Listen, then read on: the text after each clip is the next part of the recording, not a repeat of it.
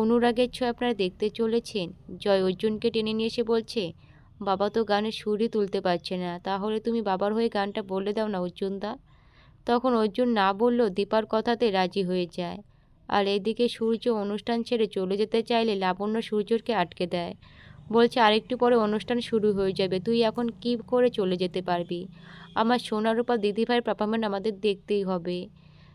এদিকে অ্যানাউন্সমেন্টে সোনারূপার ফ্যামিলির প্রোগ্রাম শুরু হয়ে যায়, আর ওরা খুব ভালোভাবেই পারফর্ম করে। এদিকে অর্জুন গান বলতে বলতে আগের স্থিতিতে চলে যায়, যে দীপাকে কিভাবে অর্জুন গান শিখিয়ে দিত, এটাই ভাবতে থাকে অর্জুন। আর এইদিকে সূর্য এটা দেখে কিছুতেই সহ্য করতে পারছে না। বলছে, আমাকেই ছাড়া ফ্যামিলি প্রোগ্রাম শুরু হয়ে গেল, আর ফ্যামিলির মধ্যে আমিই নেই, আমাকে বাদ দিয়ে সব কিছু করা হচ্ছে। এদিকে অনুষ্ঠান সব কিছু ভালোভাবে হয়ে যায়। তখন সোনারূপা বলছে, অর্জুনদা তুমি খুব ভালো পারফর্ম করেছো, জানি না আমরা জিততে পারবো কি না। এদিকে অ্যানাউন্সমেন্টে দ্বিতীয় তৃতীয় পুরস্কার পেয়ে যায়, আর এদিকে সবাই টেনশন করতে থাকে আমরা ফার্স্ট হব কি না। আর অ্যানাউন্সমেন্টে বলছে, এখনই আমরা বলে দিব ফ্যামিলি নাম্বার 1 কে। আর যখনই অ্যানাউন্সমেন্টে সোনারূপার ফ্যামিলির নাম শুনে তখন সোনারূপা অনেক খুশি হয়ে যায়। এইদিকে লাবণ্যও খুশি হয়ে যায়। তখন অর্জুন দীপাকে কংগ্রাচুলেশন বলছে।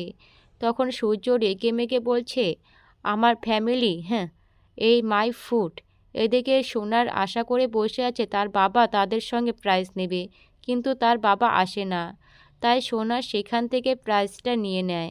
আর এদিকে পৃথা ম্যাম অর্জুনকে ভালোবাসতো, আর সেটাই অর্জুনের নাম শুনতেই অর্জুনের দিকে তাকিয়ে থাকে। আর অর্জুনও মনে মনে ভাবতে থাকে, এই ম্যাডামটা আমার দিকে এভাবে তাকিয়ে আছো কেন?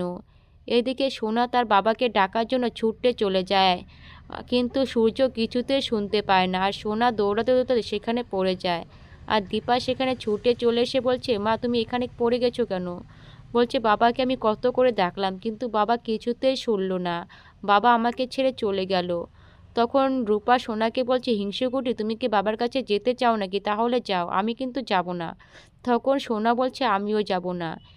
এদিকে খোকার সঙ্গে পৃথা ম্যামের দেখা হয়ে যায়। তখন পৃথা ম্যাম বলছে, অর্জুন কোথায়? ওকে আমি দেখতে চাই। এরই মধ্যে দীপা চলে আসে খোকাকে ডাকতে। তখন পৃথা ম্যাম দীপাকে বলছে, এ দীপা, আমাকে চিনতে পারছো না? আমি তোমাদের ডান্সের টিচার ছিলাম। তখন দীপা পৃথা ম্যামকে চিনতে পারে। তাহলে আজকের ভিডিওটা কেমন লাগলো তোমাদের?